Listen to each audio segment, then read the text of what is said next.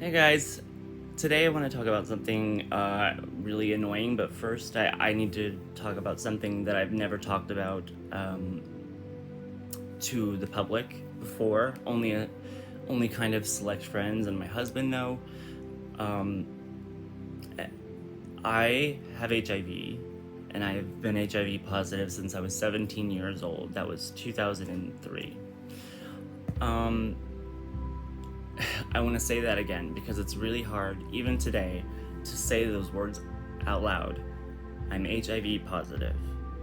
And to some people, and especially in America, they think, oh, well, you can't transmit it as long as you're undetectable. But people don't account for the fact that when I was diagnosed, I was living in West Texas. When I found out, and I was in high school, there is not a single person in the community who didn't find out one way or another within even like a year. For me, except for the people who worked in the institutions that were helping me get my medications and care. I was 17, and I have 6 brothers and 2 sisters. My relationship with them is a misunderstood one. They thought that I thought that I was better than them because honestly, I needed to go to different schools than they did, so that I wasn't a burden on them. I tried to kind of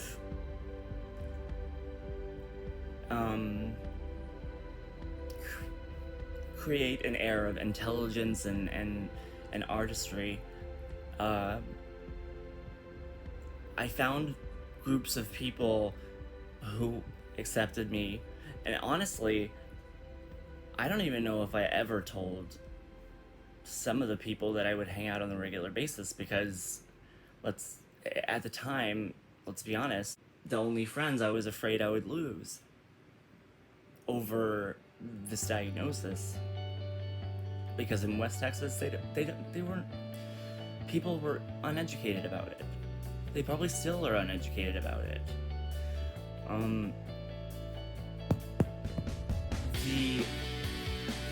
So the way people treated me when I was 17 and then I was going to be a part of the gay community, people used this as an ammunition against me. I remember in the middle of a club one time, one of the drag queens came up to a guy I was starting to see and told him, hey, you better watch out, he has HIV. Of course I hadn't told this guy yet, we hadn't slept together. We really were just now starting to hang out.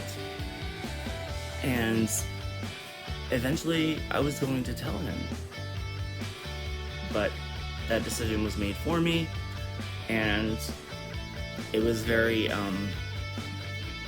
clear that very night that that relationship was shut down. It was going nowhere. So just things like that would always happen. It's hard to talk about, sorry. I sort of blame my parents for splitting up and thinking that was okay, and I mean, I guess that was for the best because I had an abusive father, but that meant that my mom couldn't be there at the times that she should, and I was, at the same time, she probably didn't know that I was struggling because I had to keep on a brave face and just so that I could convince myself that I was somebody worth saving. I was going down a rough path early in life, and I met somebody who saved me and introduced me to music and all of its healing qualities, and she kind of abandoned me on the advice of somebody else. You can't hang on to your students or whatever. That's true, but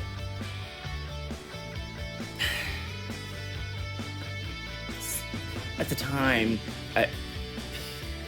the undetectable equals untransmittable way of thinking or fact wasn't yet where it is today. So people were still kind of, especially in West Texas, treating people with HIV like we were lepers. Like, if you went to this certain part of the hospital, like, people knew why you were going there.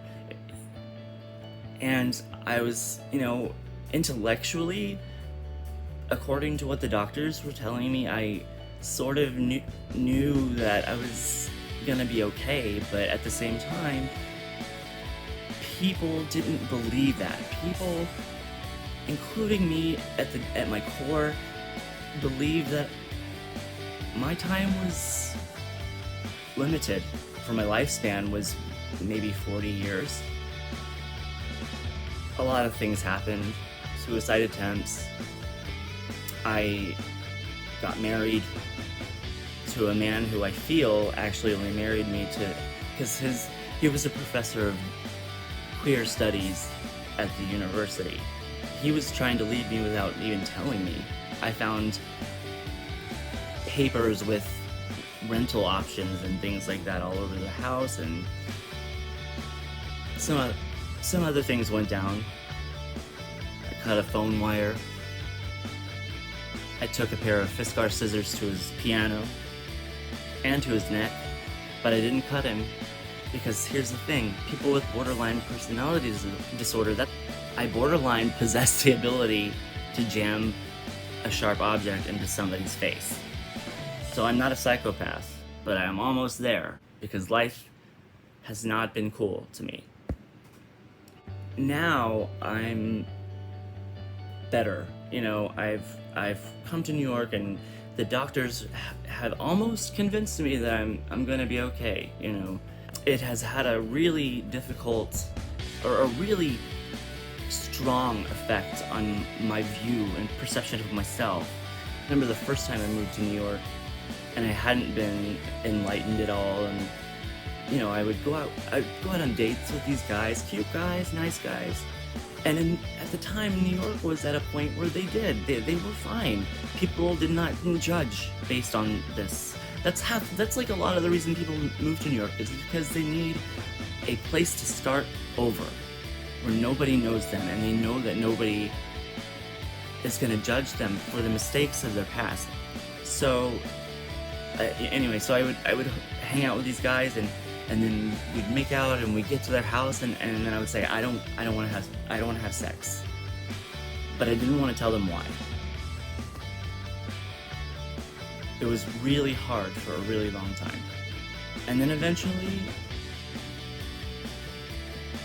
I let myself a couple times, and then I would get attacked by these people. I would wear a condom. I would tell them. And a couple of times, I would simply kiss a guy. And if I didn't tell them that I was HIV positive, they would lose their just because I kissed them. That's rough. That's rough on your self-esteem. But you know what else is rough? Finding out I have to live past 40.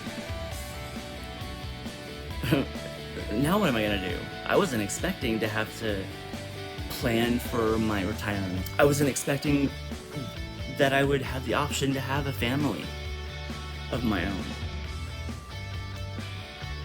So these are things that I'm being faced with now, and I'm playing catch up all the time, because I wasn't. My parents simply didn't put their eggs in my basket,